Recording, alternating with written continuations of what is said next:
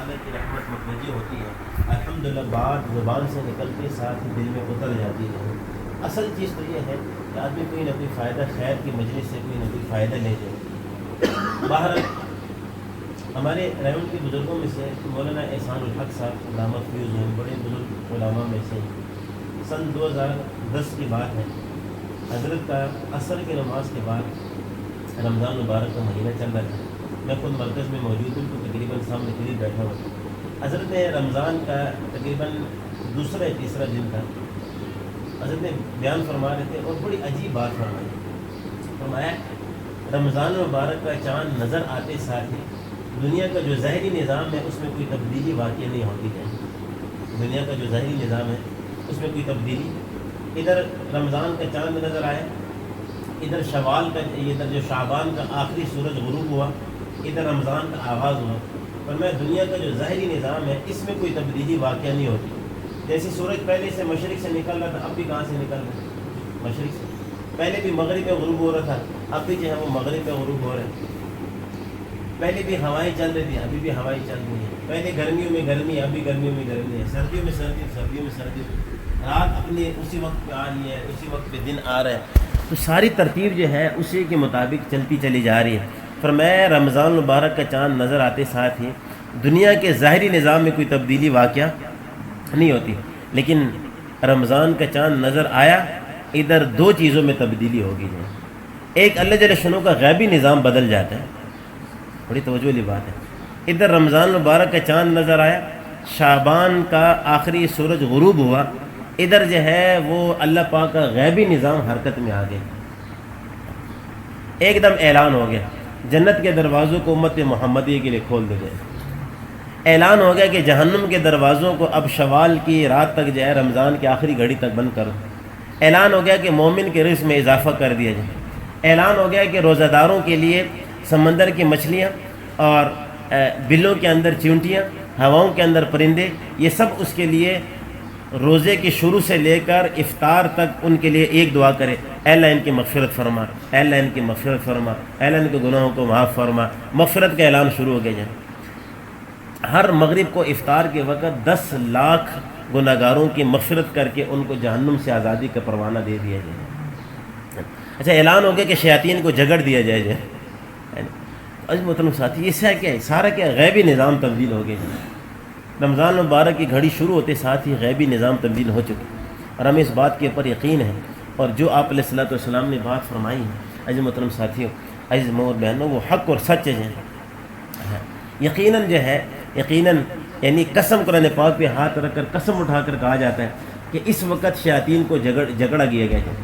قسم اٹھا کر کہا جا سکتا ہے کہ ہر شام افطار کے وقت 10 لاکھ آدمیوں کی مغفرت ہو رہی ہے جائے، اور صبح و شام میں ایک دعا روزہ دار کی ضرور قبول ہوتی ہے، ایک دعا ضرور قبول ہوتی ہے۔ یہ وہ الفاظ ہیں جس کا مفہوم میں ذکر کر رہا ہوں، یہ وہ الفاظ کا مفہوم ہے جو میرے رب کے پیارے نبی جناب محمد رسول اللہ صلی اللہ علیہ وسلم، جو سب سے پاکیزہ ہستی، سب سے صادق اور امین ہے، سچی زبان والے ہیں، ان کے سن 2011 میں سال میں چل رہا تھا تو ہمارے ساتھ ایک سرائکی بابا تھے، عمر تقریباً کو 85 سال کے لگ بھگ، 80 85 90 سال بوڑھے سے، ہر سال 4 مہینے تبلیغ میں لگاتے تھے، ہر سال جو ہے اور عرصے سے لگا رہے تھے۔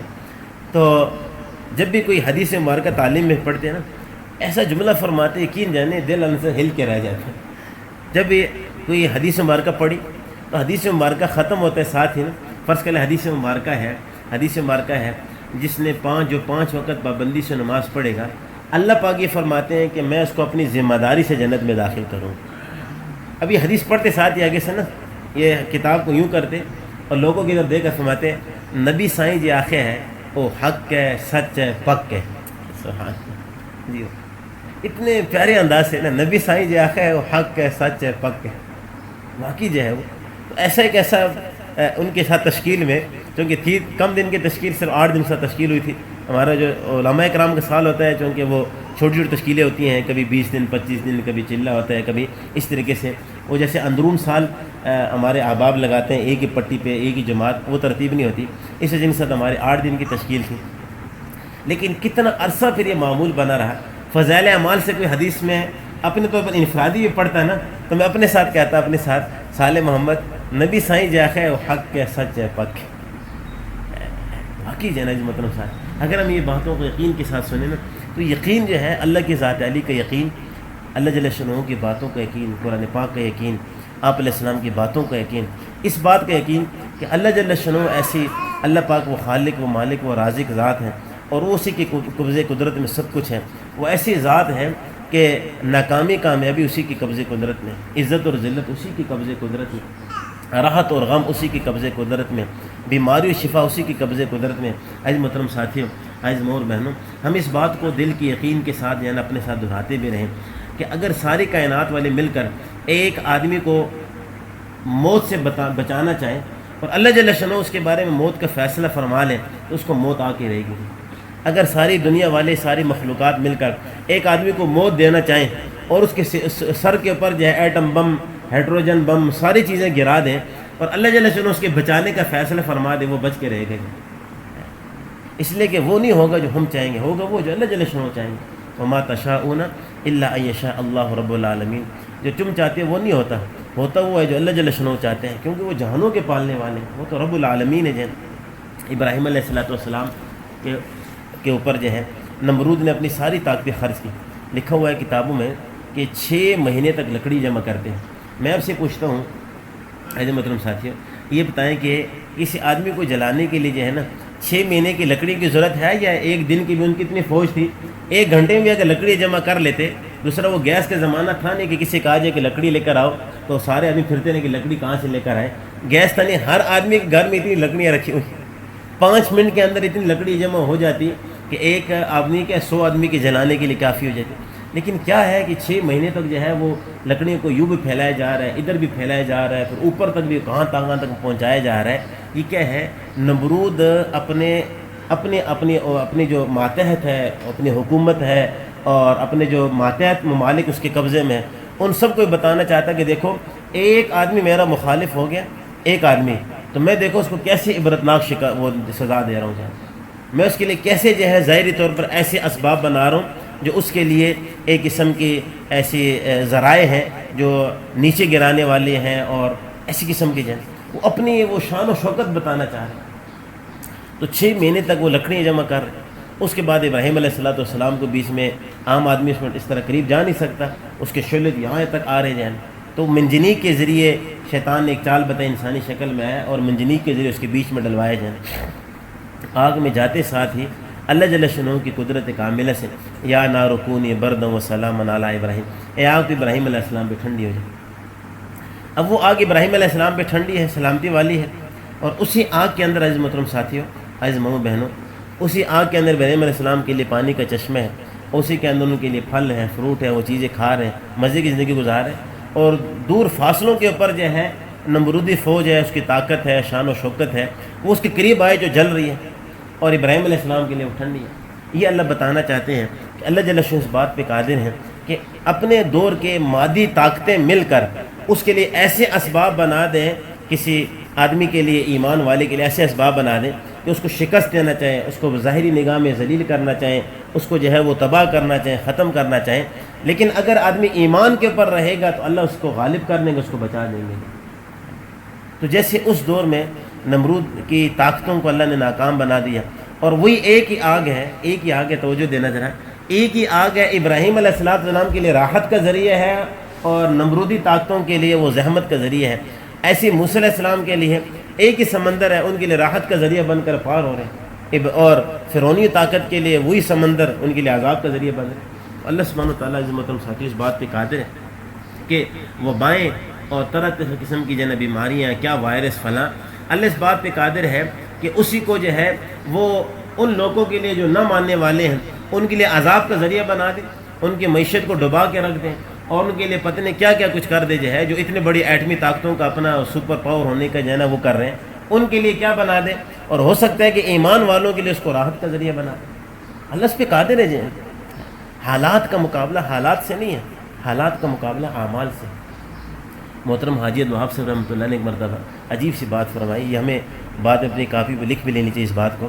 فرمایا حالات کا مقابلہ حالات سے نہ کرو۔ یہ حالات آئے ہوئے ہیں، احتیاطی تعبیر بھی اپنی جگہ ہے، باقی چیزیں بھی ہم کر رہے ہیں، لیکن یہ صرف حرف آخر نہیں ہے، کسی وبا سے بچنے کے لیے اور مسائل سے نکلنے کے لیے صرف احتیاطی تدابیر، یہ حرف آخر نہیں ہے، اپنی جگہ کریں گے، شریف میں بھی ہے، اکابر علماء بھی فرما رہے ہیں، لیکن یہ حرف آخر نہیں ہے، یہی صرف ذریعہ نہیں ہے اس سے بچنے کا جہن۔ فرمائے حالات کا مقابلہ یہ تو حالات سے ہو رہا ہے، فرمائے حالات کا مقابلہ حالات سے نہ کرو، حالات کا مقابلہ نبی پاک صلی اللہ علیہ وسلم کے اعمال سے کرو۔ موجود ہے نا ذرا، جب حالات کا مقابلہ حالات سے کیا جائے گا، فرمایا حالات نہیں بدلیں گے، لیکن جب حالات کا مقابلہ اعمال سے ہوگا، اللہ حالات کو بدل دیں گے۔ اس پر جو ہے نا وہ ایک واقعہ سنایا کرتے تھے، فرمایا سیدنا عمر رضی اللہ عنہ کے زمانے میں قحط سالی ہوئی، اور ایسی قحط سالی مدینے میں امتحان تھا حضرات صحابہ تابعین بڑے بڑے نیک لوگ کہ ہر چیز ختم ہوتی جا رہی ہے، یہاں تک کہ اتنی زیادہ مجبوری کی کیفیت پیدا ہوئی کہ انسانوں کے لیے کیا ہے، حیوانات کے لیے بھی کوئی پتے شتے نہیں کہ کھائیں۔ تو ایک صحابی یا تابعی تھے، انہوں نے کوئی بکری ذبح کی، تو چونکہ بکری اتنی مریل کمزور، کچھ کھائے بھی اس بیچاری نے ہے نہیں ہے، بالکل مریل کمزور، کہ اس میں سے خون کا ایک قطرہ بھی نیچے نہیں نکلا۔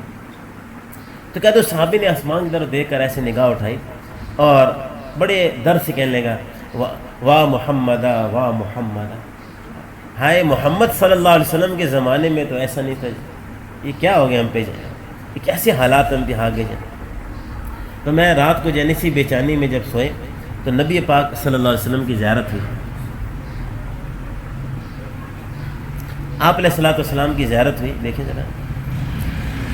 تو آپ علیہ الصلوۃ والسلام نے اس صحابی سے فرمایا کہ عمر کو میرا سلام کہنا، عمر کو میرا سلام کہنا، اور کہنا کہ میں آپ کو بڑا سمجھدار سمجھ رہا تھا، یہ کہ اگر آنکھ کھل گئی۔ صبح وہ جب نماز کے لیے آئے تو انہوں نے فاروق اعظم کو کے واقعہ سنایا۔ نماز کے بعد فاروق اعظم بڑے پریشان، اور سب صحابہ کو جمع کیا، بدری صحابہ کو بٹھایا ہوا ہے، ان سے کہا مجھ میں کوئی تبدیلی آئی ہے؟ کہا نہیں، بجائے کوئی تبدیلی تو نہیں آئی۔ کہا مجھ سے پہلے جو دو آدمی گزرے ہیں، دو ساتھی گزرے ہیں، ایک میرے پیارے محبوب نبی صلی اللہ علیہ وسلم اور ایک میرے محبوب ساتھی سیدنا ابو بکر صدیق، کیا میں ان سے ہٹ کر زندگی گزار رہا ہوں؟ کہا نہیں، آپ ان کے مطابق زندگی گزار رہے ہیں۔ پھر ان کو وہ خواب سنایا، کہا اس آدمی نے خواب دیکھا ہے، اور خواب کے اندر یہ دیکھا ہے کہ عمر کو میرا سلام کہنا اور میں آپ کو سمجھدار سمجھ رہا تھا، اس کا کیا مطلب ہے؟ تو ایک صحابی نے آگے سے جو خوابوں کی تعبیر کی بھی علم جانتے تھے، انہوں نے کہا امیر المومنین میں بات عرض کروں؟ کہا جی بات عرض کریں۔ کہا کہ جب سے قحط سالی آئی ہے تو آپ نے عمر ابن عاص جو مصر کے اس وقت گورنر ہیں اور مصر میں فراوانی ہے، آپ نے ان کی طرف قاصد بھیجا کہ مدینہ منورہ غلہ بھیجیں، انہوں نے غلہ بھیجا، پھر ختم ہوا، پھر آپ نے کسی کو بھیجا کہ غلہ بھیجیں، پھر بھیجا، پھر ختم ہو گیا، ابھی پھر آج کل تیاریوں میں ہے، پھر کسی کو بھیجیں گے غلہ بھیجیں۔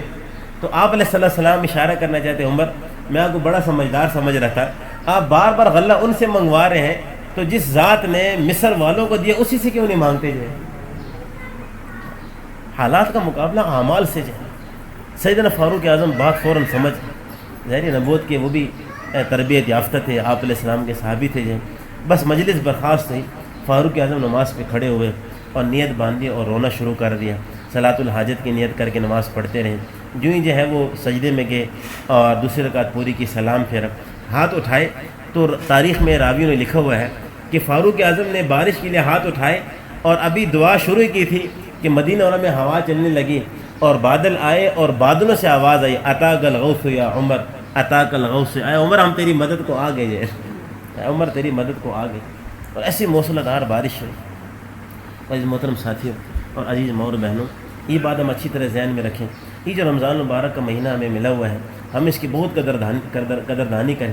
یہ کوئی معمولی مہینہ نہیں ہے، جس مہینے سے 2 مہینے پہلے نبی پاک صلی اللہ علیہ وسلم جیسی مبارک ہستی جو بخشائے ہیں، وہ دعا کر رہے ہیں، اللہ مبارک لنا فی رجب و شعبان و بلغنا الی رمضان، اے اللہ پاک رجب کے مہینے میں اور شعبان کے مہینے میں ہمیں برکت نصیب فرما، و بلغنا الی رمضان، اور زندگی کی اتنی گھڑیاں نصیب فرما کہ رمضان کو ہم دوبارہ پا لیں۔ کتنے ہمارے ساتھ ایسے لوگ تھے، ہم سوچیں ذرا، تھوڑی دیر آنکھیں بند کر کے ہم اپنے ساتھ سوچیں، پچھلے سال جو ہمارے ساتھ افطاریوں میں شریک تھے، سحریوں میں شریک تھے، ترائیوں ہمارے ساتھ، لیکن آج ہمارے درمیان نہیں ہے۔ کیا پتہ جو ہے ہم میں سے کون جو ہے کس کا رمضان آخری رمضان، کوئی نہیں سوچ سکتا جو ہے، کوئی کچھ نہیں کہہ سکتا۔ پتہ نہیں کس کا رمضان، اس لیے کہ یقین جانے پچھلے سال جو ساتھی ہمارے ساتھ ہیں، ہمارے مکی مسجد میں بڑے اچھے اچھے محبوب ساتھی ہمارے ساتھ جو ہیں، یعنی ایسے جو سحری میں، افطاری میں، بعض اعتکاف میں جو ہے جو ہمارے ساتھ ہوتے تھے، یقین جانے سوچ ان کو وہم و گمان بھی نہیں تھا، ان کو اس کا خیال بھی نہیں تھا جو ہے۔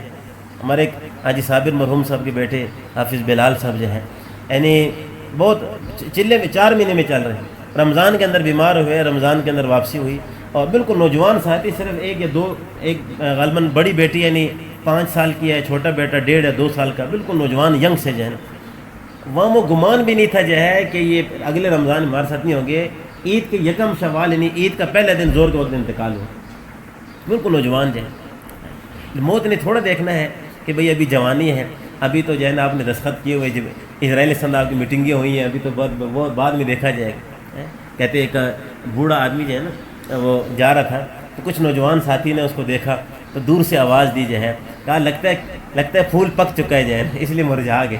وہ لاٹھی ٹیک کر جا رہے تھے بوڑھے آدمی، تو 2-3 نوجوانوں کی نظر پڑی نا، تو ہنس کر کہنے لگے لگتا ہے بابا جی پھول پک چکا ہے، گل جو ہے وہ پک چکا ہے، مرجھا گیا جو ہے نا، پسمردہ ہو گئے جو ہے نا۔ تو وہ بابا جی کوئی بڑے زیرک قسم کے آدمی تھے، تو نے پیچھے مڑ کر نوجوانوں سے کہا پسمردگی گل پہ جب ہنسی کوئی کلی، پسمردگی گل پہ جب ہنسی کوئی کلی، آواز دی خزاں نے تو بھی نظر میں ہے، آواز دی خزاں نے تو بھی نظر میں۔ وہ ایک بابا جی کے پاس جو ہے، ایک بزرگ کے پاس، ایک مولانا بیان فرما رہے تھے، کہتے ایک بزرگ کے پاس ایک نوجوان آیا، کہ حضرت آپ کی دعا سے بڑی اللہ نے فضل فرمایا، موٹر سائیکل پہ جا رہا تھا، ایکسیڈنٹ ہوا، لیکن اللہ نے بچا لیا، میں تو یقین جانے حضرت آج مرتے مرتے بچا ہوں، جانے میں مرتے مرتے بچا ہوں۔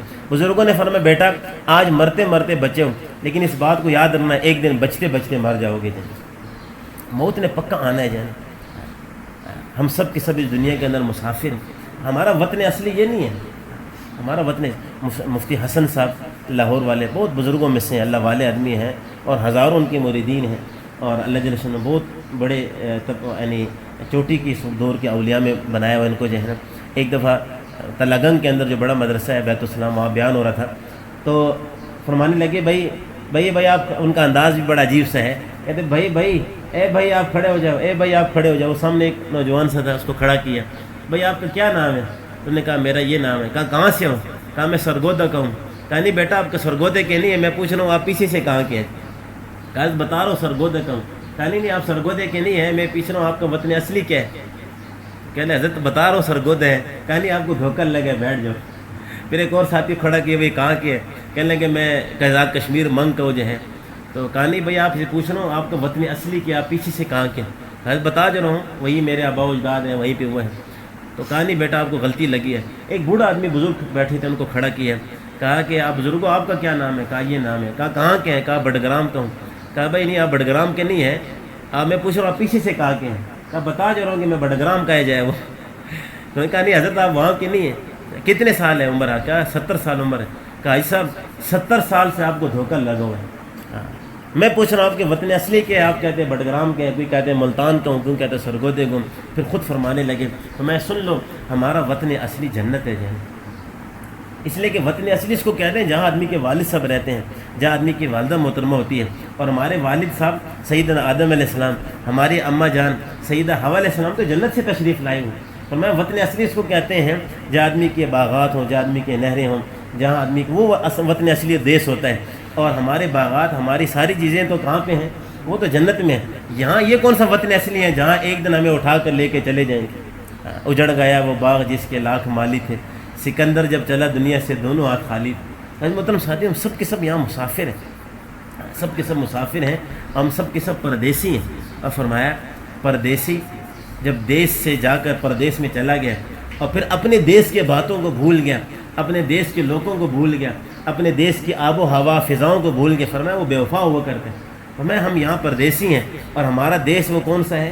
جنت ہے، اس لیے اس کی باتیں کرتے رہنا چاہیے اپنے گھر والوں کے ساتھ، اپنے بچوں کے ساتھ۔ آپ علیہ السلام نے ایک مرتبہ صحابہ کے سامنے جنت کا تذکرہ شروع فرمایا۔ آپ تذکرہ کا ابھی وقت نہیں ہے، ورنہ تو جنت کا تذکرہ کا عجیب وہ ہے۔ آپ تذکرہ فرماتے چلے گئے، ایک صحابی کی چیخ نکل گئی اور یوں گر پڑے، دیکھا تو فوت ہو چکا ہے۔ آپ نے فرمایا جنت کے شوق نے تمہارے ایک بھائی کی جان لے لی جائے۔ کیسے زبردست سمجھے، وہ اللہ پاک کا عظیم مہمان خانہ ہے جو ہے نا، اور ایک دوسری طرف قید خانہ ہے جہنم جو ہے، اللہ ہم سب کی حفاظت فرمائے۔ تو ہم سب کے ساتھ محترم ساتھی ہم مسافر ہیں، ہم سب یہاں پہ کوئی آج جا رہا ہے، کوئی کل جا رہا ہے۔ عبداللہ عمر ایک مشہور صحابی ہیں، آپ علیہ الصلوۃ والسلام فرمایا کہ ایک مرتبہ میں کھڑا تھا تو پیچھے سے کسی نے وہ ہاتھ رکھا مونڈے پر، تو میں اے ابن عمر کن فی الدنیا کا انک غریب او عابر سبیل، اے ابن عمر دنیا میں ایسے رہے جیسے ایک مسافر ہے۔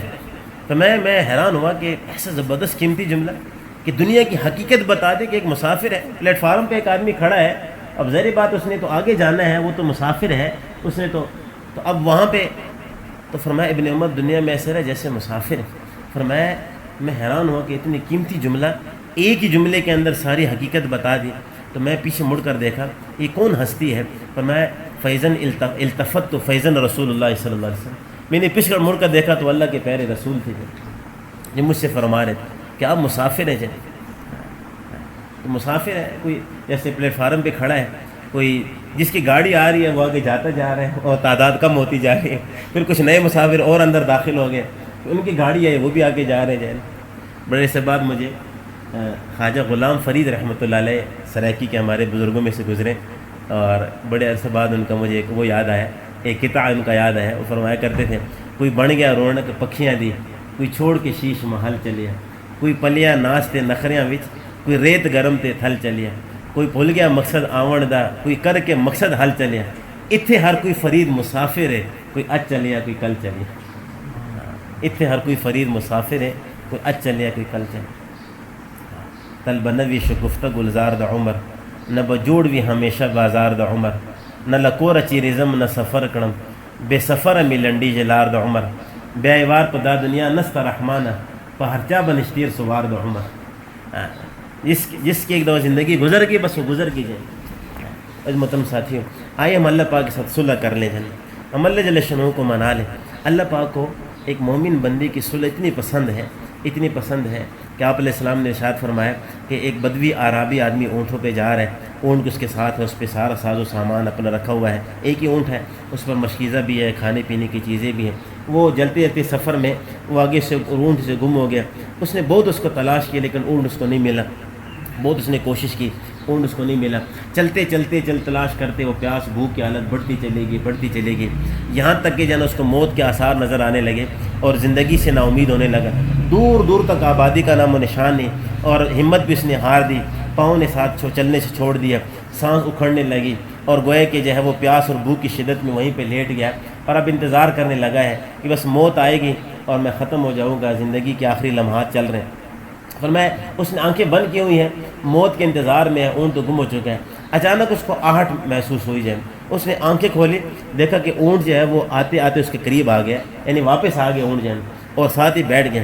تو میں وہ فرط محبت سے وہ اٹھا اور اس نے جو ہے وہ خوشی کی حالت میں کہ بھئی واپس زندگی کے اسباب لوٹ آئے ہیں، اس نے آسمان کی طرف اپنا چہرہ اٹھایا اور کہنے لگا اللہم انت عبدی وانا ربی، اے وہ ذات کہ تو میرا بندہ ہے اور میں تیرا رب ہو جائے۔ کہنا تو یہ چاہیے تھا اس کو کہ آپ میرے رب ہیں اور میں آپ کا بندہ ہوں، لیکن فرط خوشی کے جذبات میں آ کر اس کو اپنی زبان پہ قابو ہی نہیں رہا اور اس کو پتہ نہیں چلا کہ میں کیا کہہ رہا ہوں، اتنا خوش کہنے لگا کہ آپ میرے بندے ہیں میں آپ کا رب ہوں۔ آپ مسکرا پڑے جو ہے نا کہ اتنا وہ خوش ہے جو ہے نا۔ پھر آپ نے فرمایا سن لو میرے صحابہ، اللہ جل شانہ اس بدوی عرابی جتنا اپنی زندگی کے لوٹنے پہ خوش ہوا ہے، اللہ پاک کسی گنہگار کی صلح پہ اس سے زیادہ خوش ہوتے ہیں، اس سے زیادہ خوش ہوتے ہیں۔ آئیے ہم اللہ پاک کے ساتھ جو ہے نا، اور آپ یہ بتائیں یہ جو صلح ہے یہ موت سے پہلے ہے موت کے بعد ہے؟ ساتھی فرمائے، ہماری جو مستورات سن رہی ہیں وہ بھی ذرا ارشاد فرمائیں، یہ جو ہم اللہ پاک کے ساتھ صلح کریں، اللہ جل شانہ تعلق بنائیں اور اللہ کے احکامات پہ عمل پہ آ جائیں اور اپنے اوقات کی حفاظت کرنا شروع کر دیں، اپنی دنیا اور آخرت کی زندگی کو بہتر بنائیں۔ یہ کس صورت کے اندر ہے؟ مرنے سے پہلے ہے، مرنے کے بعد ہے؟ فرمائیں ذرا، ظاہری بات ہے مرنے سے پہلے ہے، اس لیے کہ مرنے کے بعد تو حساب کتاب شروع ہو جائے گا، اس سے پہلے جو بہلول مجنون کا نام سنا ہوگا، اصل میں تو بہلول دانا تھے، وہ تو ہارون رشید کے زمانے میں تھے اور بڑے نیک آدمی جو ہے اللہ پاک کے ولی جو ہے نا، لیکن اب پردہ اپنے پر ڈالا ہوا ہے، عام لوگ سمجھ رہے کہ مجنون ہے، پاگل سے آدمی ہے، تو وہ بازار میں پھر رہے ہیں، ایک آدمی کو دعوت دے رہے ہیں، اللہ کی طرف بلا رہے ہیں۔ تو ہارون رشید ایک دفعہ اپنی مخصوص جو احباب ان کے ساتھ بازار میں سے گزر رہا تھا، اپنے وہ ڈولی میں بیٹھ کر وہ جو مخصوص بادشاہی سواری ہوتی ہے تو دیکھا کہ بہلول جو ہے وہ ایک آدمی کے پاس جا رہا ہے، اس کو دعوت دے رہا ہے، وہ آگے اس کو کہتے ہیں یار معاف کر بابا، یار کیا کر رہے ہیں، ہمیں تجارت کر رہے ہیں، ہر وقت ہمارے پیچھے آ جاتے ہو کہ اللہ سے ہوتا ہے، اللہ کے غیر سے نہیں ہوتا، اور کامیابی اللہ نے دین میں رکھی ہے. تو وہ اس کو جو ہے نا پھر ادھر چلا جاتا ہے، وہ کوئی سن رہا ہے، کوئی نہیں سن رہا. تو ہارون رشید یہ دیکھ کر جو ہے نا تو کارندے کو بھیجا کہ بہلول کو بلاؤ. بہلول آئے جو ہے نا، کہا یہ کیا کر رہے ہو بہلول، جو ہے کیا کر رہے ہیں، یہ آخری باتیں عرض کر رہا ہوں. کہا بہلول کیا کر رہے ہیں؟ تو بہلول کہنے لگے امیر المومنین خالق اور مخلوق کی صلح کرا رہا ہوں، خالق اور مخلوق کی صلح کرا رہا ہوں، آپس میں جڑ جائیں، ان کا اللہ سے تعلق بن جائے، ان کی دنیا آخرت اچھی ہو جائے، خالق اور مخلوق کے آپس میں صلح کرا رہا ہوں. کہا بہلول بات کہاں تک پہنچی ہے، کوئی صلح ہو گئی ہے؟ کہا خالق راضی ہے، مخلوق نہیں مان رہے. خالق اشارہ کیا آسمان کی طرف، کہا خالق راضی ہے، پھر یہ لوگوں کی طرف اشارہ، یہ مخلوق نہیں مان رہے میرے ساتھ. کچھ دن گزرے تو ہارون رشید ایک جنازے کے ساتھ، کوئی وزیر فوت ہوا تھا تو جنازے کے ساتھ قبرستان آئے. اس دوران بادشاہ بھی بڑی کثرت سے قبرستان آیا کرتے تھے. وہاں آ کر دیکھا کہ بہلول قبر کے پاس دور بیٹھا ہوا الگ تھلگ، لوگ اس کو کوئی توجہ نہیں دے رہے. ہارون رشید اس کے پاس سے لے گئے، سلام کیا جو ہے. کہا بہلول کیا کر رہے ہو، قبر کے پاس بیٹھے ہو جو ہے نا؟ کہا میرا تو وہی کام ہے جو ہے نا، وہی پرانا کام ہے جو ہے. پھر اسی طرح جو ہے نا آسمان کی طرف اشارہ کیا، پھر قبر کی طرف. کہا خالق اور مخلوق کی صلح کرا رہا ہوں، خالق اور مخلوق کی صلح کرا رہا ہوں. کہا بہلول کیا صلح ہو گئی ہے، بات کہاں تک پہنچی ہے؟ کہا امیر المومنین اب مخلوق راضی ہے، خالق نہیں مان رہا میرے ساتھ. اب مخلوق راضی ہے، کہتے میں صلح کرنا چاہتا ہوں، خالق نہیں مان رہا. محترم ساتھیو، خالق نے تو اس وقت مانا ہے کیونکہ اصول اور ضابطے جو ہیں اللہ جل وعلا کا قانون ہے. اللہ پاک نے دنیا کی زندگی میں صلح کرنی ہے، موت کے بعد تو جو کیا ہے وہ سامنے آئے گا. لا یغادر صغیرۃ ولا کبیرۃ الا احصاها، ایک ذرے کے برابر چھوٹی نیکی ہے یا پہاڑوں کے برابر بڑی نیکی ہے، ایک ذرے کے برابر برا عمل ہے یا پہاڑوں کے برابر برا عمل ہے، الا احصاها، وہ سارا لکھا گیا ہے، وہ سارا کا سارا سامنے آ جائے گا. اس لیے جو ہے نا عرض یہ کر دیتا ہوں آخری بات میں کہ یہ جو ابھی رمضان کا مہینہ ہمارے پاس باہر بن کر آیا ہوا ہے، اور یہ پتہ نہیں کس کا آخری رمضان ہے.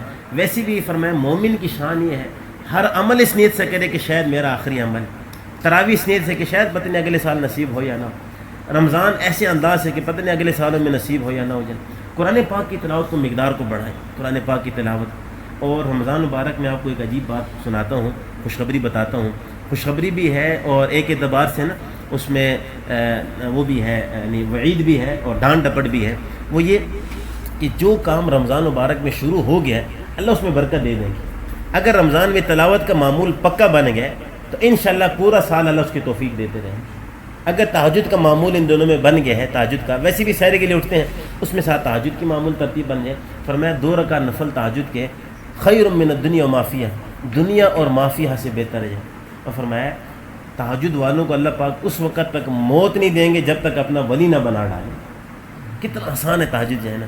کیا ہے کہ پہلے سے الحمدللہ سحری کے لیے اٹھ رہے ہیں تو ساتھ ہی جو ہے یا پہلے سے جاگے ہوئے ہیں یا اٹھ جاتے ہیں، ساتھ وضو کیا، کم از کم 4 رکعت نفل جو ہے کم از کم. ویسے 8 رکعت نفل مسنون ہے، وہ تو افضل ہے، اعلیٰ ہے جو ہے. اگر کسی کی ہمت نہیں ہے تو صورت میں چلو 6 کر لے، 4 کر لے، وہ بھی نہیں ہے تو 2 رکعت تو بالکل نہ چھوڑے جائیں. تہجد کی انشاءاللہ جو ہے نا اس کے ساتھ اللہ سے مانگے، اللہ بھی آپ توفیق دے رہے ہیں، آگے بھی توفیق دیتا چلا جائے. اس کے ساتھ تلاوت کا روزانہ معمول ہو اور 4 چیزوں کی بہت کثرت ہو. لا الہ الا اللہ، استغفر اللہ، اگر مستقل تسبیح ہے تو لا الہ الا اللہ، لا الہ الا اللہ، اخیر میں محمد رسول اللہ. تو استغفر اللہ، استغفر اللہ، یہ بھی کہہ سکتے ہیں اللہم اغفر لی، اللہم اغفر لی ذنبی ووسع لی فی داری. کوئی بھی استغفار پڑھ سکتے ہیں. خاص طور پر استغفار جو ہے اللہم اغفر لی وللمؤمنین والمؤمنات والمسلمین والمسلمات، اس استغفار کے بارے میں آتے ہیں جو کثرت سے پڑھتا رہے گا، کثرت سے پڑھتا رہے گا. خاص طور پر 27 کی تعداد بھی منقول ہے، عائشہ فرمایا کرتے تھے. بہرحال جو بھی 27 مرتبہ یا زیادہ مرتبہ اس کا معمول بنائے گا اللہ اس کو مستجاب الدعوات بنا دیں گے. کیا بنا دیں گے؟ مستجاب الدعوات اس آدمی کو کہتے ہیں وہ جب بھی ہاتھ اٹھائے اللہ اس کو خالی نہیں کرتا. جب بھی ہاتھ اٹھائے اللہ اس کو خالی نہیں، جس کے حق میں دعا اٹھائے گا اللہ اس کو دعا کو قبول کریں گے. اس کو تو 4 چیز بھی کثرت ہو، لا الہ الا اللہ، استغفر اللہ. ایک جنت کو طلب کرنا، اردو میں کہہ سکتے ہیں اے اللہ جنت کا طلبگار ہوں، اے اللہ پاک جنت الفردوس نصیب فرما، اے اللہ جل شانہ جنت کی نعمتیں نصیب فرمان. اور عربی میں کہنا چاہیے تو اسألک الجنہ، اسألک الجنہ، واعوذ بک من النار، جہنم کی آگ سے پناہ. تو میں ان 4 چیزوں کی بہت کثرت رمضان میں ہو کہ درود شریف ساتھ تلاوت کے اہتمام ہو، اور ایک چیز کو ذرا اضافہ اور بھی کر لیں، لایانی سے اپنے آپ کی بہت حفاظت کریں۔ لایانی ابھی غیبت ہے، فضول کی باتیں جو ہیں ادھر کی ادھر کی جو ہے نا، لایانی میں جو ہے نا وقت ضائع ہوتا جا رہا ہے جو ہے نا، جھوٹ میں ہے لایانی۔ بعض رات میں لکھا ہوا ہے کہ غیبت سے تو روزہ بھی ٹوٹ جاتے ہیں۔ شیخ الحدیث مولانا ذکر نے اپنی کتاب میں لکھا فضائل اعمال، اگرچہ فرمایا کہ جمہور کا مسلک نہیں ہے، فتوی اس پہ نہیں ہے، فتوی یہ ہے کہ غیبت کرنے سے روزہ تو چلو نہیں ٹوٹے گا اور بعد میں اس کی قضا نہیں کرنے پر روزہ اس کا ہو گیا، لیکن اتنی بات ضرور ہے کہ غیبت کرتے ساتھ ہی اس روزے کا سارا اجر ختم ہو گیا۔ کسی کی تعریف کرتے کرتے جو ہے ساتھ ہی، لیکن وہ ایسا ماشاء اللہ بڑے اچھے آدمی ہوا ہے، لیکن جو ہے وہ فلاں جو ہے عورت جو ہے نا وہ بڑی ویسی چنگی ہے، ویسے نماز بھی پڑھ دی ہے، پرہیزگار بھی ہے، لیکن کے ساتھ ہی جو ہے نا بس اگلا سٹیپ شروع ہو گیا اور اپنے نام اعمال ضائع ہونا شروع ہو گیا۔ کتنا بڑا نقصان ہو، پہلے سے ہمارے پاس نیکی کم ہے، اوپر سے اپنی نیکی پھر ضائع ہو جائے، برباد ہو جائے۔ غیبت سے اپنے آپ کی لایانی سے جو ہے اپنی حفاظت ہو جائے۔ ایسی جو ہے نا یہ فیس بک ہے، نیٹ ہے، اور طرح طرح سے کی گیمیں جو ہے نا، یہود و نصارہ کی ایسی ایسی چالیں، دن بدن ایسی چیز، پہلے کوئی گیم لے کر ہوتے، اس گیم میں چلو 5 منٹ 10 منٹ کھیل کر آدمی اس میں سیر ہو جاتا ہے، بس وہ ختم ہو جاتی، پھر دوبارہ اس کو کھیلتے پھر ختم ہو جاتی۔ اب ایسی ایسی گیمیں لے کر آگے ہیں کہ نوجوان طبقہ گھنٹوں اس میں مشغول رہے، اس نے ختم ہونا نہیں ہے، ایک سٹیپ سے دوسرا سٹیپ، اس سے تیسرا سٹیپ، اس نے اینڈ ہونا نہیں ہے، ہماری زندگی کا اینڈ کر دے گی جائے، اور ہمارے نام اعمال کا ستیہ ناش نے کر دیا جائے۔ یہ لایانی ہے نا، لایانی ہے۔ ایک حدیث مبارکہ ہے، من حسن اسلام المرء ترکہ ما لا یعنیہ، من حسن اسلام المرء ترکہ ما لا یعنیہ، فرمایا کہ اسلام کسی آدمی کا، اگر یہ دیکھنا چاہتے ہیں کہ کس کا اسلام خوبصورت ہے، ہم جتنے یہاں پہ ساتھی تشریف فرما ہے، عائشہ بھی ہیں، بزرگ بھی ہیں، نوجوان ساتھی بھی ہیں، مستورات بھی بیٹھی ہوئی ہیں، یہ اگر جانچنا چاہتے ہیں آیا میرا اسلام اللہ کے نزدیک خوبصورت ہے یا نہیں ہے۔ جیسے ایک عمارت ہے، عمارت ڈھانچہ کھڑا ہو گیا، لیکن اس میں پردے لگا دیے، اس میں ٹائلیں لگا دی ہیں، باقی اس میں ہے کارپیٹ بچھا دیا ہے، صوفے داری ہے، اس کی خوبصورتی ہے، اس کی ڈیکوریشن ہے جو ہے، تو دیکھنا چاہتے ہیں کہ اسلام، اس کا اسلام جو ہے میک اپ زدہ ہے یا نہیں، خوبصورت ہے، اللہ کے ہاں حسین ہے یا نہیں ہے۔ فرمایا جانچنا چاہتے ہیں تو طریقہ ہے ترکہ ما لا یعنیہ، لا یعنی کاموں کو چھوڑ دے، اللہ کے ہاں اس کا اسلام خوبصورت ہو جائے، اس کے اعمال خوبصورت ہو جائیں گے۔ لا یعنی کاموں کو چھوڑ دے، لا یعنی وہ کام جس کا نہ دنیا میں فائدہ ہے نہ آخرت میں فائدہ۔ اب لڈو جو ہے یہ لا یعنی کام، ایسی جو ہے وہ کیرم بورڈ لا یعنی کام ہے جو ہے، ایسی جو ہے وہ ایسی ایسی گیمیں، اس پہ گھنٹوں مشغول ہونا کتنا لا یعنی جو ہے۔ چلو کوئی تفریح کی خاطر جو ہے کسی نے کوئی پورا دن اعمال کرتا جا رہا ہے، اور کبھی جو ہے وہ تلاوت ہے، ذکر ہے، کوئی مشغول ہے، تھوڑی دیر ریسٹ کرنے کے لیٹ گیا ہے، اور کوئی تھوڑی بہت آپس میں کوئی ایسا کھیل بھی لیا ہے، لیکن اسی کے مقصود بنا پوری رات اس میں لگے رہنا، کتنا بڑا نقصان ہے اس میں۔ کوئی ایک رات تو کم از کم اللہ کو ایسی دکھائیں جو پوری رات ہماری تلاوت میں گزری ہو، کوئی ایک رات ایسی ہو جو ہمارے نوافل میں گزری ہو، کوئی ایک رات ہم ایسے اللہ پاک کو دکھائیں۔ اس لیے کوشش کریں لا یعنی سے اپنے آپ کی حفاظت کریں۔ امام اعظم ابو حنیفہ رحمۃ اللہ علیہ اور امام ابو داؤد رحمۃ اللہ علیہ نے 4 لاکھ اور بعض روایتوں میں 5 لاکھ 4 یا 5 لاکھ احادیث میں سے 4 حدیثوں کو چنا ہے، تو میں جو ان 4 حدیثوں پہ عمل کر لے گا اس کے لیے پورے اسلام پہ عمل کرنا آسان ہو گیا، اور سمجھو کہ پورے اسلام پہ عمل ہو بھی گیا تقریباً۔ اس میں سے ایک حدیث یہ ہے کہ من حسن اسلام المرء ترک ما لا یعنی، لا یعنی کاموں کو چھوڑ دیں۔ ان چیزوں سے اپنے آپ کی حفاظت کریں، اور اپنے اوقات کو مفید بنانے کے لیے جو ہے حدیث مبارکہ میں ہے جنت میں جانے کے بعد اہل جنت کسی چیز کا افسوس نہیں کریں گے سوائے اس گھڑی کا جو بغیر ذکر کی گزری ہے۔ کیا مطلب لا یعنی میں گزری ہے، بغیر ذکر کے، بغیر فائدے کی گزری ہے۔ اس کی ہم کوشش کریں۔ دعا فرمائے جو کچھ سنا اس پر عمل کی اور سمجھنے کی توفیق نصیب فرمائے۔ وآخر دعوانا الحمدللہ رب العالمین۔ ہاں، اس میں اشراق جو ہے اگر یہ کوشش ہو جائے رات کو، جو آدمی پوری رات جاگتا رہے گا نا اس کے لیے اشراق پڑھنا پھر مشکل ہو جاتا ہے، اس لیے کہ فجر کے بعد اس کو پھر نیند آئے گی۔ رات کی تھوڑی بہت نیند اگر ہو جائے کرے، چاہے 1 ڈیڑھ 2 گھنٹے کیوں نہ ہو، تو ویسے بھی رات کو آدمی تراویح فارغ ہو کر اگر ہم 10:30 تک فارغ ہو جائیں، اگر نیند نہیں آ رہی تو پھر چلو تلاوت میں مشغول ہو جائیں۔ تلاوت کرتے تھک گئے ہیں نا جی، اگر جس وقت ہم اس سے تھک گئے ہیں تلاوت سے، پھر بھی نہیں آنے، پھر ذکر شروع کر دیں۔ ویسے تو شیطان آدمی کو اس پہ زیادہ چھوڑتا نہیں ہے۔ وہ ایک ساتھی مجھے کہنے لگے، کہتے ہیں کہ بالکل نیند نہیں آ رہی، تو ان کو میں نے وظیفہ بتایا، میں نے کہا آپ تھوڑی دیر نا یہ وظائف پڑھتے رہے نا۔ اگلے دن کہنے لگے، کہتے میں نے ابھی وظیفہ شروع کیا تھا میں سو گیا۔ میں نے کہا شیطان کہاں چھوڑتا ہے آدمی کو اس طرح، لڈو پہ یا کیرم بورڈ پہ یا کسی اور فیس بک پہ چلے جائیں گے، پوری رات پھر جاگے رہیں گے۔ اگر تھوڑی سی تلاوت ہو جائے خود بخود نیند آ جاتی ہے، تو اگر ہم 11 ساڑھے 11 12 تک بھی سو جائیں تو 12 سے لے کر 2:30 تک یہ تقریباً 2.5 گھنٹے نیند انتہائی بہترین ہے رات کی نا۔ اس کے بعد اٹھ گئے، پھر تہجد، پھر سحری کر لی، اس کے بعد اشراق تک جاگنا پھر آسان رہتا ہے۔ اشراق پڑھ لیں، اس کے بعد پھر آدمی اگر لیٹنا چاہے تو فرمایا جو آدمی سورج نکلے اس وقت تک اپنے نیک اعمال میں مشغول ہے، لایانی میں مشغول نہیں ہے، کوئی تلاوت ہے، ذکر ہے، کوئی دین کے کام میں مشغول ہے، اور مستورات ہیں تو گھر کے اگر کوئی کام کاج رہتے ہیں جیسے برتن دھونا ہے، صفائی کرنی ہے، وہ بھی الحمدللہ دین میں شامل ہے۔ بلکہ ایک بات ذہن میں رکھیں، ہماری مستورات جو مستورات اس نیت سے کہ بھئی یہ خدمت کے کام ہے، خدمت میں مجھے اجر ملے گا، یہ برتن دھونا مستقل عبادت ہے اور اس پہ ان کو اجر ملتا جا رہا ہے، یہ جھاڑو لگانا مستقل عبادت اور اجر ملتا جا رہا ہے۔ بلکہ ہمارے بعض مشائخ نے یہاں تک لکھا ہوا ہے جو مستورات گھروں میں خدمت کی نہیں سے اگر جھاڑو دیں گے کہ اس سے دوسروں کو راحت ملے گی، اس لیے میں خدمت کر رہا ہوں، وہ بظاہر یہ جو جھاڑو پھیر رہی ہے اس سے جو ہے نا گھر کے جو کوڑا کرکٹ ہے وہ ختم ہو رہا ہے، اللہ اس کے بقیہ اس کے دل کے زنگوں کو بھی دور کر دیں گے انشاءاللہ جو ہے نا۔ تو ایک بھی چیز کا اگر اہتمام ہو، دوسرے مستورات اس چیز کو ذہن میں رکھیں، یہ بڑی فضیلت والی بات بتا رہا ہوں، ذرا کان کھول کر سنیں اس کو۔ جو مستورات دوسری مستورات کے ساتھ ہاتھ بٹائیں اس رمضان مبارک میں، مثلا ایک ہی ذمہ برتن کے کام ہے، برتن کافی زیادہ ہیں، تو دوسری نے جو ہے نا وہ کہہ لے اس کام سے فارغ ہوگی، اس نے ساتھ جا کر ساتھ برتن میں ساتھ شامل ہو کر ساتھ کی مدد کر لی، تعاون کر لیا، ساس نے بہو کے ساتھ، بہو نے ساس کے ساتھ، نن نے ایک دوسرے کے ساتھ، تو فرمایا کہ اس کے لیے جو فضیلت ہے وہ یہ ہے کہ اس رمضان میں اللہ اس کی گناہوں کی مغفرت کر دیں گے، یعنی یہ بھی ایک مغفرت کا ذریعہ ہے۔ دوسروں کے ساتھ ایسی مرد آپس میں ایک دوسرے کے ساتھ ہاتھ بٹائیں جائیں، اس میں اللہ پاک مغفرت فرمائیں گے جن۔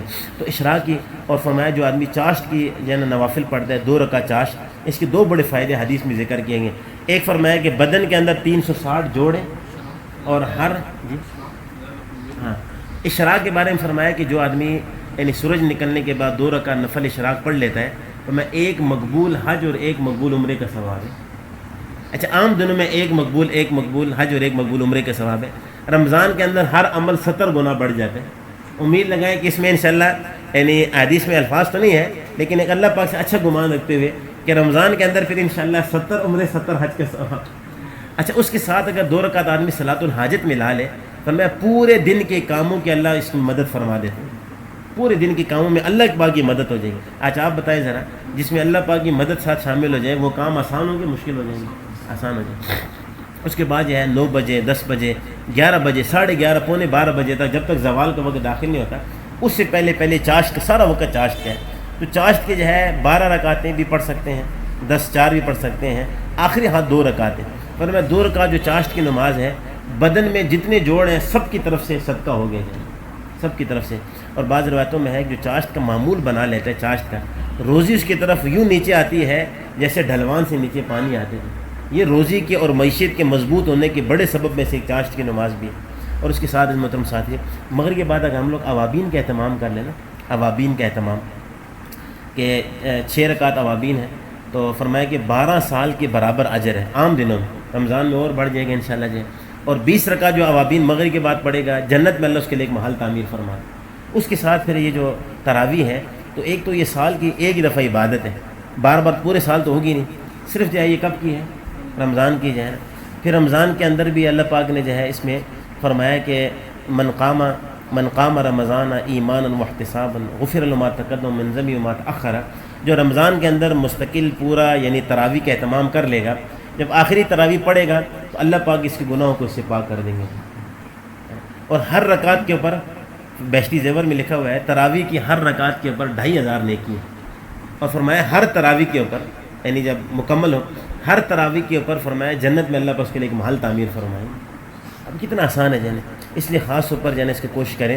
تو اگر 2 رکعت چونکہ پڑھنا افضل ہے، اگر ایسی مستورات ہیں جن کے 2 میں مثلا حساب ان کے لیے مشکل ہوتا ہے، پھر 4 کی بھی گنجائش ہے، لیکن 2 رکعت بہرحال افضل ہے۔ 4 کی گنجائش تو ہے، 4 رکعت ایک نیت سے، لیکن 2 رکعت بہرحال افضل یہ ہے کہ 2 رکعت سے پڑھے، اس کا اہتمام ہو۔ پھر تہجد کا خاص طور پر اس کا تذکرہ بیچ میں آیا بھی ہے، تو ان چیزوں کی کوشش کریں آگے انشاءاللہ۔ چونکہ رمضان مبارک کے آخری عشرے میں اعتکاف بھی ہوتا ہے، تو اعتکاف کی بھی اگر کوشش کر لی جائے، حدیث مبارکہ میں آتا ہے کہ 1 دن کا اعتکاف اس کے اور جہنم کے درمیان 3 خندقوں کا فاصلہ کر دے گی۔ 1 دن کا اعتکاف اس کے اور جہنم کے درمیان 3 خندق، اور ایک خندق زمین و آسمان کی وسعتوں کے برابر.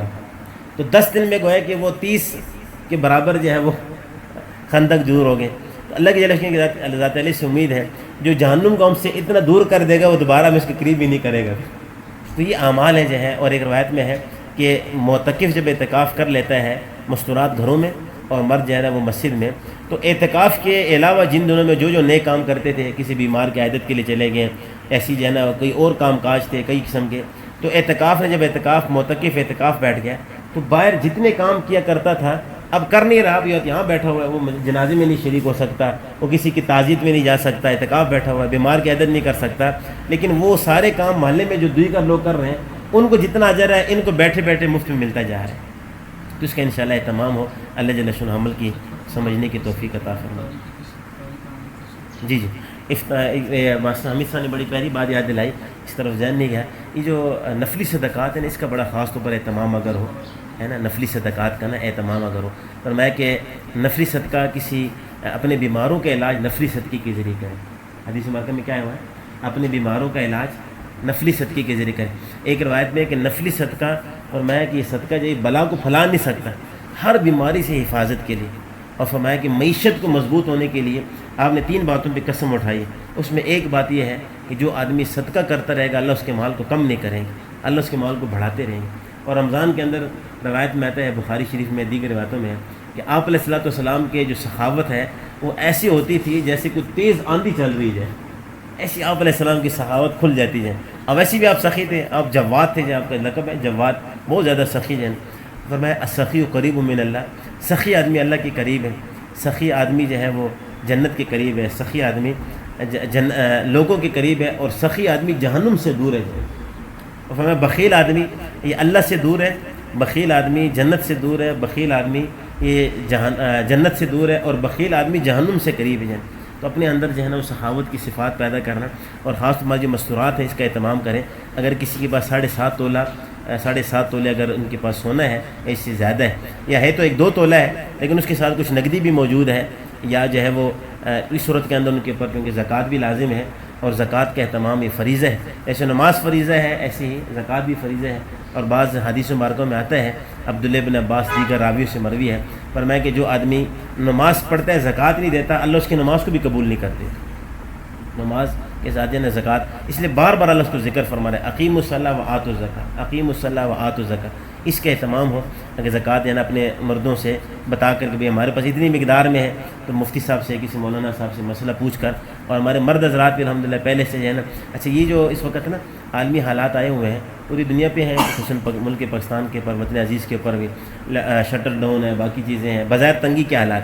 ایسے حالت میں نا شیطان آدمی سے کہتے ہیں یار اب کیا خرچ کریں جو ہے، کسی کو کیا دیں، کیا کسی کے ہاں افطاری بھیجیں. چلو پچھلے سالوں میں افطاری بیچتے تھے، وہ کرتے تھے. افطار کا اجر اپنی جگہ ہے کہ وہ جب افطار کسی کو کرائیں گے اس کا سارا جتنا دن کے اس کے اعمال ہے وہ آپ کو اجر مل جائے گا. لیکن اب کیا افطار کرائیں گے کسی کو، اپنے حالات وہ ہیں. یاد رکھیں فضائل صدقات اس پر بڑی مفصل بحث ہے، بڑی تفصیل شیخ صاحب نے لکھا ہوا ہے. اس میں ایک یہ روایت بھی لکھی ہوئی ہے کہ سب سے افضل صدقہ وہ ہے جو تنگدستی کی حالت میں کیا جائے، تنگدستی کی حالت میں کیا. اور یقین کے ساتھ اگر کیا جائے گا انشاءاللہ تو اللہ انہی صدقات کے ذریعے، اس زکوٰۃ کے ذریعے اللہ دوبارہ بہاریں اور لٹائیں گے انشاءاللہ. کوشش کریں گے انشاءاللہ جو ہے نا.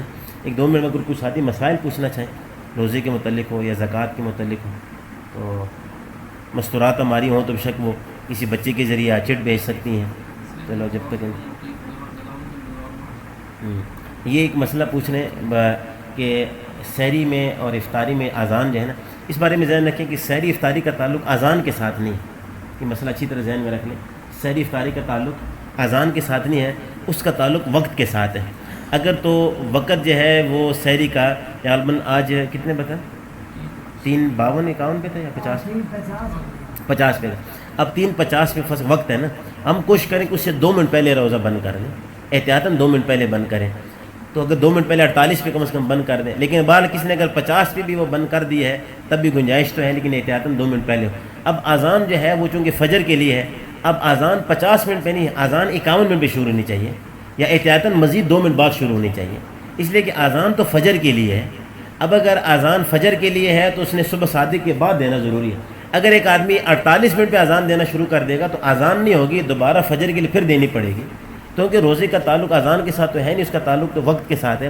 ایک اذان 55 منٹ پہ ہو رہی ہے، اب یہ اذان فجر کے لیے ٹھیک ہے، لیکن اس دوران اگر کسی نے کچھ کھا پی لیا تو روزہ اس کا ٹوٹ گیا ہے، روزہ دوبارہ اس کو قضا، اگر جان بوجھ کر کرے گا مسئلہ پتہ ہونے کے باوجود پھر تو کفارہ بھی لازم ہو جائے گا، 60 روزے لگاتار ہیں۔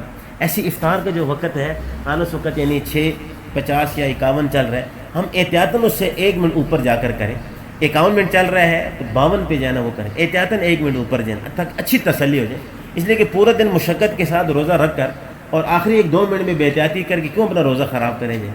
بعض جگہوں میں اذانیں 47 منٹ پہ 46 منٹ پہ شروع ہوتی ہیں، یہ بڑی خطرناک بات ہے۔ ابھی کل ہی ہمارے مکی میں سے ہم کچھ احباب بیٹھے ہوئے تھے، ہم نے کہا یہ جو جن مساجد میں اذان بہت پہلے 2-3 منٹ پہلے دے دیتے ہیں، اگر ہم ان مساجد والوں کے پاس جا کر کوئی ایسی کمیٹی بنا کر جائیں اور ان سے محبت پیار سے بات کریں کہ وہ اتنا پورے دن روزہ مشقت میں رکھ کے گرمی پیاس میں رکھ کے اور آپ 3 منٹ پہلے اذان دے کر سب کو روزہ کیوں خراب کر رہے ہیں؟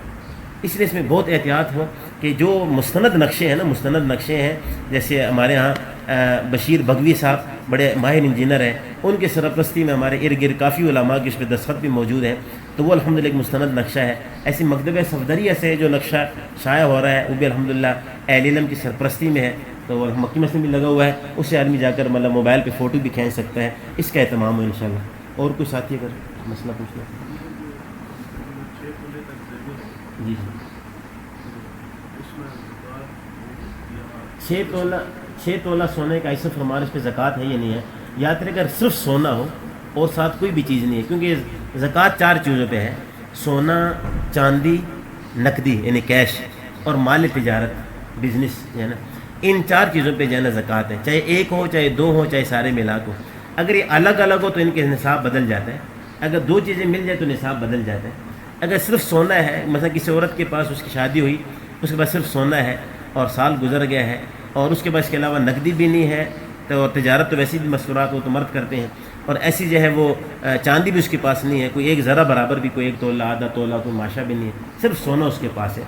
اگر سونا صرف ہو، اگر 7.5 تولے ہے یا اس سے اوپر ہے پھر تو زکوٰۃ ہے، اگر 7.5 تولے سے 1 ماشا بھی کم ہے پھر اس پہ زکوٰۃ نہیں۔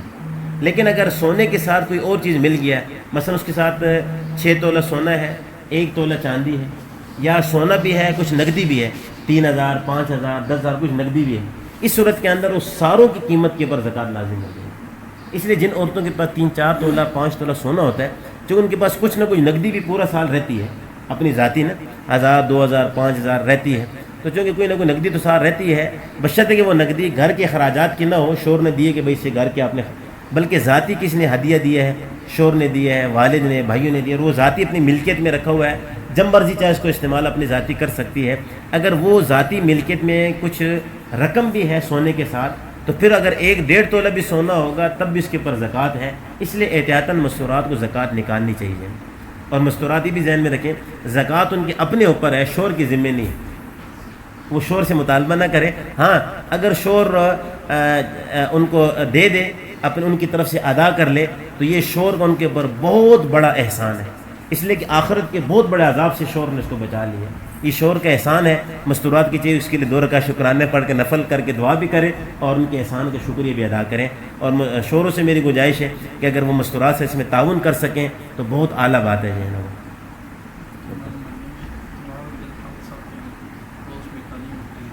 اتوار والے دن خالد صاحب کے یہاں، ٹھیک، ہمارے اتوار والے دن کتنے بجے ہیں؟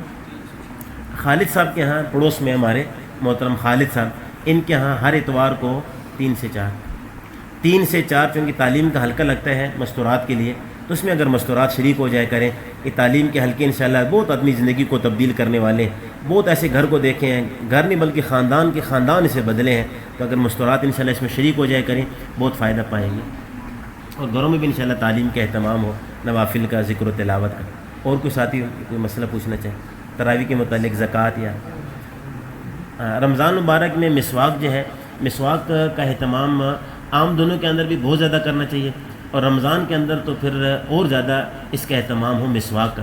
اور مسواک سے نہ روزے پہ کوئی فرق پڑتا ہے، نہ اسے روزہ مکروہ ہوتا ہے، بلکہ روزے کی فضیلت بڑھ جاتی ہے۔ حدیث مبارکہ میں ہے کہ اگر مجھے اپنی امت پہ اندیشہ نہ ہوتا تو میں مسواک کو فرض قرار دیتا، اور ایک اس میں ہے کہ روایت میں ہے کہ جب بھی جبریل امین میرے پاس وہی لے کر آئے ساتھ مجھے یہ بھی بتاتے رہے کہ مسواک کا اہتمام کریں، اور 23 سالوں میں جبریل امین علیہ السلام 24,000 مرتبہ وہی لے کر آئے، وہ کہ 24,000 مرتبہ کہا ہے کہ مسواک کا اہتمام. اور مسواک کا اہتمام جو ہے صرف مردوں کا نہیں ہے، عورتوں کے لیے بھی سنت ہے اور مردوں کے لیے بھی سنت ہے. اور 2 رکعت نفل مسواک کر کے جو پڑھے گا فرمایا ایسے جیسے کہ 70 رکعت اس نے پڑھ لی ہے. عام دنوں میں رمضان کے اندر 70 ضرب 70 کر لیں انشاءاللہ. بھائی پوچھ رہے ہیں کہ اگر آنکھ کسی کی خراب ہو وہ ڈاکٹر دوائی دے دے تو آنکھ میں یا ناک میں دوائی اس میں کان میں اور آنکھ میں ان دونوں میں دوائی ڈالنے سے فرق نہیں پڑتا جو ہے.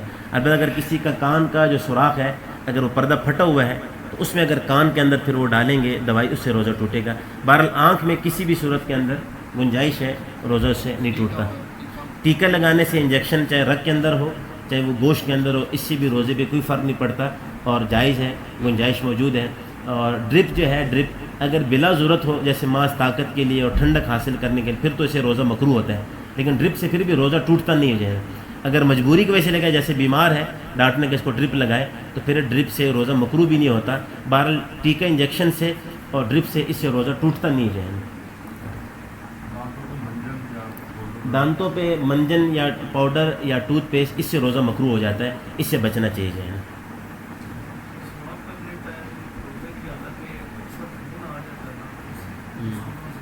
بس اس خون کو وہ تھوک دیا جائے، اس کو نگلا نہ جائے، کلی کر کے فوراً تھوک دے اسے. مسواک کے دوران بھائی پوچھ رہے ہیں اگر خون نکل آئے تو خون کو تھوک دیں اور پھر کلی کر کے پھر تھوک دیں، اس سے کوئی فرق نہیں پڑے گا روزے پہ انشاءاللہ جائے. کیا کا بھی مسئلہ ہے، اگر کسی کو کیا ہو جائے تو کیسے بھی روزے پہ فرق نہیں پڑتا، اس سے روزہ نہیں ٹوٹتا. اگر کیا خود بخود ہو جائے چاہے تھوڑی مقدار میں ہو چاہے زیادہ مقدار میں ہو اس سے روزے پہ فرق نہیں پڑتا. البتہ اگر کسی کو متلی ہو رہی تھی اور بے چینی تھی، متلی تھی، پریشانی تھی اور اس میں سے اس نے خود اپنے حلق میں انگلی ڈال کر خود کیا کر دیا، اب اگر تھوڑی مقدار میں ہوئی ہے پھر تو اس سے روزہ نہیں ٹوٹے گا، لیکن اگر منہ بھر کے ہوگی پھر روزہ ٹوٹ جائے گا. امید ہے انشاءاللہ واضح ہوگی مسئلہ. الحمدللہ رب العالمین والصلاۃ والسلام علی سید الانبیاء محمد المصطفیٰ وعلی آلہ المجتبیٰ رب ارحمہما کما ربیانی صغیرا. اے اللہ جل شانہ جو کچھ سنے اس پر اپنی بارگاہ میں قبول فرما، اس کو اپنی رضا کا ذریعہ بنا. ہمارا مل بیٹھنا یہ بیان کرنا بیان کا سننا اے اللہ پاک اپنی رضا کا ذریعہ بنا. ہمارے یہ ساتھی بزرگ ساتھی نوجوان ساتھی اوقات نکال کر وقت فارغ کر کے آپ کی بات سننے کے لیے خصوصیت کے ساتھ مستورات کے لیے جن کا گھروں سے نکلنا مشکل بھی ہوتا ہے رمضان مبارک میں، کام کاج کئی قسم کے امور، خدمت کے امور، کام وقت نکال کر تشریف لائیں. اے اللہ جل شانہ اپنی شان کے مطابق دنیا آخرت کا بدلہ نصیب فرما. اللہ سب کی مشکلات کو اللہ آسانیوں میں تبدیل فرما، اللہ غموں کو راحتوں میں تبدیل فرما، اللہ خوشیوں سے اللہ گھروں کو مالا مال فرما، آپس کے اندر محبتیں نصیب فرما. اللہ ناچاکیوں بے اتفاقیوں سے گھروں کی حفاظت فرما. اللہ رمضان مبارک کی خوب قدردانی کی توفیق عطا فرما، اوقات کی حفاظت کی توفیق نصیب فرما. اللہ بیماروں کو کامل صحت عطا فرما، بے روزگاروں کو حلال کمائی کی وسعت نصیب فرما، پریشان حالوں کی پریشانی کو دور فرما. جو بیمار ہیں اللہ کامل صحت عطا فرما. اہل مجلس میں کوئی بیمار ہیں، اہل علاقہ میں، محلے والوں میں، بلکہ پوری امت مسلمہ میں جہاں کوئی بیمار ہے، خصوصیت کے ساتھ جو وبائی مرض ہے، اے اللہ جل شانہ سب مسلمانوں کی اسی حفاظت فرما. بلکہ اللہ پاک اسلام چونکہ پوری دنیا کے لیے اور پورے عالم کے انسانوں کے لیے رحمت ہے اور راحت کا ذریعہ ہے. ہم دعا کرتے ہیں اللہ پوری انسانیت کی حفاظت فرما. اے اللہ پوری انسانیت کی اس وبا سے حفاظت فرما. اور اللہ عالم کفر والوں کو بھی، ان یورپی ممالک والوں کو بھی ہدایت نصیب فرما کر ان کو بھی اسلام کی دولت سے مالا مال فرما. البتہ اس میں یہود و نصارہ میں ایسے ذہن، ایسے لوگ جو انتہائی سازشی لوگ ہیں، جو ہر وقت اسلام کے خلاف سازشیں کرتے رہتے ہیں اور ان کی جو اہلکار ہیں اگر ان کی قسمت میں ہدایت نہیں ہے، آپ کے ہاں وہ ازلی بدبخت لکھے جا چکے ہیں، تو ان کو اللہ چن چن کر ختم فرما. اللہ ان کے لیے آپ کافی ہو جائے. اللہم انا نجعلک فی نحورہم ونعوذ بک من شرورہم. اللہ فوت شدگان کی کامل مغفرت فرما. پچھلے عرصے میں ہمارے حاجی صاحب کا نام کیا تھا؟ عبد المجید صاحب. پچھلے عرصے میں ہمارے حامد صاحب کے جو عزیز تھے محترم حاجی عبد المجید صاحب، اے اللہ جل شانہ ان کی بھی کامل مغفرت فرما. اللہ قبر کو نور سے بھر دے، اللہ آخرت کے منازل کو آسان فرما. ان کی تمام دینی کاوشوں کو، سعی کو اللہ پاک اپنی بارگاہ میں اللہ مقبول فرما. اے اللہ ان کے درجات کو بلند فرما. ان کی خیروں سے اللہ پاک اسی طرح سے اے اللہ مستفید اور آگے جا کر اسی طریقے سے ان کے صدقے جاری کے طور پر اولاد میں بھی جاری فرما۔ اے اللہ جتنے بھی احباب یہاں تشریف فرمائے ہیں، ان کی دلوں میں جتنے نیک جائز خواہشات ہیں، اے اللہ اپنے فضل و کرم سے اللہ ان کو پورا فرما۔ یہ گھر جو ذریعہ بنا اس بیان کے لیے، نیک مجلس کے لیے، اس گھر کو خیر و برکتوں سے بھر دیں۔ ان گھر والوں کو اللہ خوشیاں نصیب فرما، ان گھر کو رحمتیں عطا فرما، ہر قسم کی اللہ راحتیں اور سکون اور چین والی زندگی نصیب فرما، اور اللہ جل شانہ خوب مالی وسعتیں، حلال وسعتیں سب بھائیوں کو نصیب فرما۔ جتنی خیریں آپ کے پیارے محبوب جناب محمد رسول اللہ صلی اللہ علیہ وسلم نے آپ سے مانگی ہمیں نصیب فرما، اور جن شروع فتنوں سے، بیماریوں سے، غموں سے، پریشانیوں سے، آپس کے اختلافات، نفرتوں سے پناہ چاہیے، ہم بھی پناہ مانگتے ہیں، پناہ عطا فرما۔ سبحان ربک رب العزت عما یصفون وسلام علی المرسلین والحمد للہ رب العالمین۔ جزاک اللہ۔ اچھا، مستورات سے گزارش ہے کہ اگٹھی باہر نہ جائیں، اپنے گھروں میں جب تشریف لے کر جا رہی ہوں تو دو دو کر کے تشریف لے جائیں، دو پہلے چلی جائیں، پھر ایک کچھ سیکنڈ کے بعد پھر دو چلی جائیں، اس ترتیب سے ہو۔ جزاک اللہ خیر۔